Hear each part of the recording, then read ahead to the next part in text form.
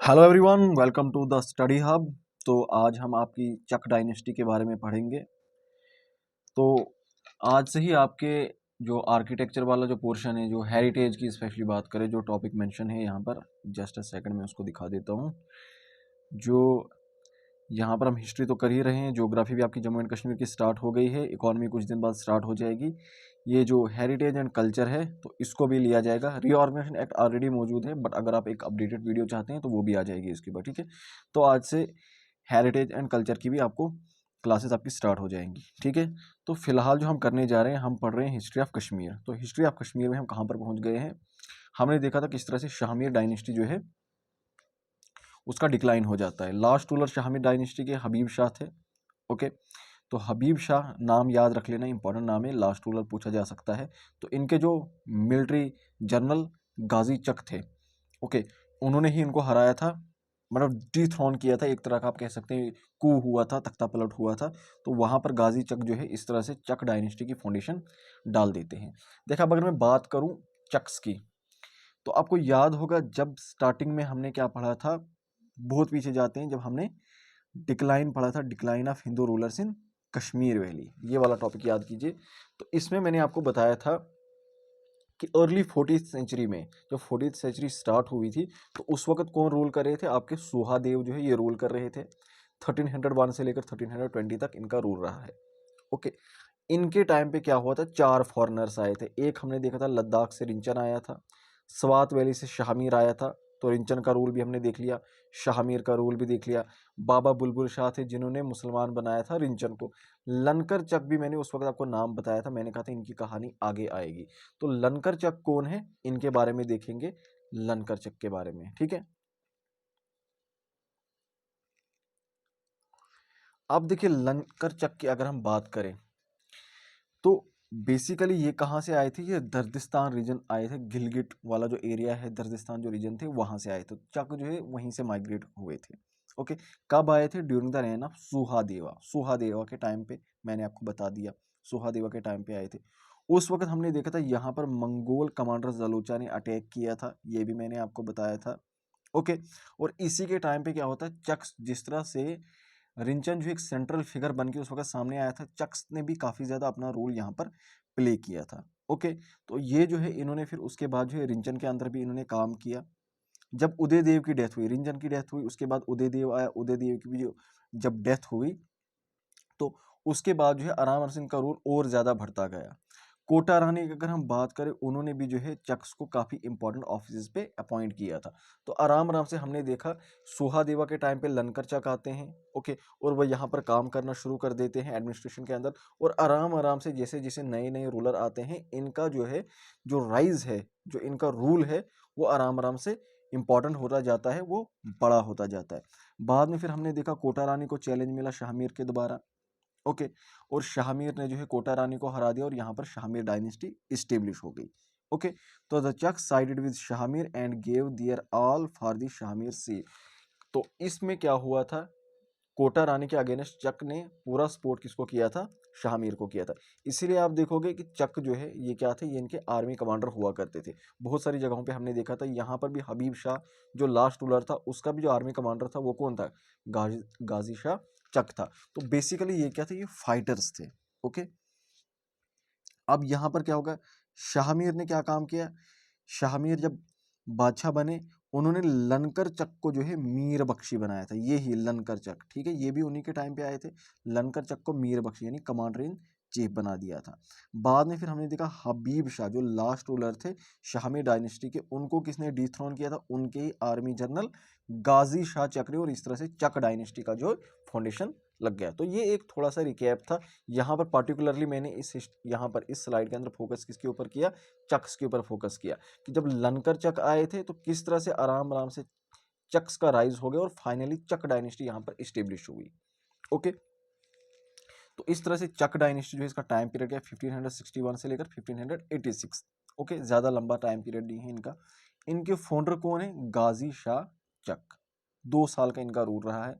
और चक्स मैंने आपको बताया basically Dardistan reason, Gilgit हुजाई reason से आए थे। तो इनको दर्द कहते थे, दर्दिस्तान, ये वो दर्द पैन नहीं, एरिया का नाम है दर्दिस्तान, ओके, वहां से आए थे। और ये कब आए थे?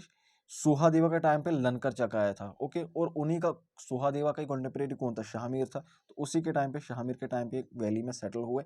एंड मोस्ट इंपॉर्टेंटली थिंग, ये शिया डायनेस्टी थी and it was the first Shia dynasty to rule on any part of northern India. North India में बहुत सारी मुस्लिम डायनेस्टी आ चुकी हैं। ओके, स्लेव डायनेस्टी हम देखेंगे जब मेडिवल हिस्ट्री पढ़ेंगे, चाहे आप स्लेव डायनेस्टी की बात करें, चाहे आप लोधी डायनेस्टी की बात करें, खिलजी डायनेस्टी की बात करें, तो ये जो कौन सी डायनेस्टी थी, ये शिया डायनेस्टी थी। क्योंकि आपको मालूम होगा, अगर आपको थोड़ा सा भी इस्लाम का आइडिया होगा, तो मुस्लिम के अंदर ब्रॉडली मुस्लिम्स को दो सेक्ट्स में डिवाइड किया जाता है। एक आपके शिया होते हैं और दूसरे आपके सुन्नी होते हैं। ओके, तो ये किस डायनेस्टी को बिलोंग करते थे, डायनेस्टी को बिलोंग नहीं करते थे, शिया डायनेस्टी से नाम से नहीं थी, बट ये था कि सेक्ट इनका क्या था, सेक्ट इनका शिया था। ठीक है, तो ऐसे डायनेस्टी का नाम शिया डायनेस्टी नहीं समझना, डायनेस्टी का नाम क्या था, चक डायनेस्टी थी। बट चक किस सेक्ट को बिलोंग करते थे, शिया सेक्ट को बिलोंग करते थे, इसका ये मतलब है। इवन के बाबर ने इनके टाइम पे अटैक किया, हुमायूं ने अटैक किया, बट इन्होंने अच्छे से उनको रेजिस्ट किया था। उसके बाद क्या होता है, नेक्स्ट रूलर आते हैं हुसैन शाह चक। हुसैन शाह चक के टाइम पे क्या हुआ, सेक्टेरियन कॉन्फ्लिक्ट काफी ज्यादा यहाँ पर वैली में देखने को मिला। सेक्टेरियन कॉन्फ्लिक्ट का मतलब क्या है, शिया और सुन्नी की लड़ाई हो रही थी। क्योंकि डायनेस्टी जो रूल करी थी वो क्या थी, शिया डायनेस्टी थी, और नीचे जो मेजोरिटी ऑफ द सब्जेक्ट्स थे, लोग जो मेजोरिटी में थे वो क्या थे, सुन्नी थे। तो जब ये आराम आराम से शिया नोबल्स को, जो शिया थे, उनको अच्छी अच्छी पोस्ट लगे देने, और यहाँ पर क्या हुआ, इसकी वजह से आपस में मुस्लिम्स के अंदर कॉन्फ्लिक्ट पैदा हुआ। बाद में उसके बाद हम देखते हैं अली शाह आए, इन्होंने इन कॉन्फ्लिक्ट को रिजॉल्व करने की कोशिश की, काफ़ी हद तक स्टेबल रही उस वक्त। ओके, और ये अली शाह को ने, यही आपके जो फेमस यूसुफ शाह चक है, उनके ये फादर हैं। ओके, और ये भी याद रखना, किश्तवाड़ इनके टाइम पे इंडिपेंडेंट हुआ था। किश्तवाड़ एक छोटा सा किंगडम था उस वक्त, जो किनके अंदर आता था, पीछे जितनी भी डायनेस्टीज थी उनके अंदर आता था। लेकिन चक डायनेस्टी और पर्टिकुलरली अली शाह के टाइम पे किश्तवाड़ इंडिपेंडेंट हुआ था। और अली शाह की अगर मैं बात करूं, so he died while playing polo, तो पोलो खेलते हुए इनकी डेथ हुई। बहुत सारे ऐसे मेडिवल टाइम पीरियड में ऐसे मुस्लिम रूलर रहे हैं जिनकी पोलो खेलते हुए डेथ हुई है।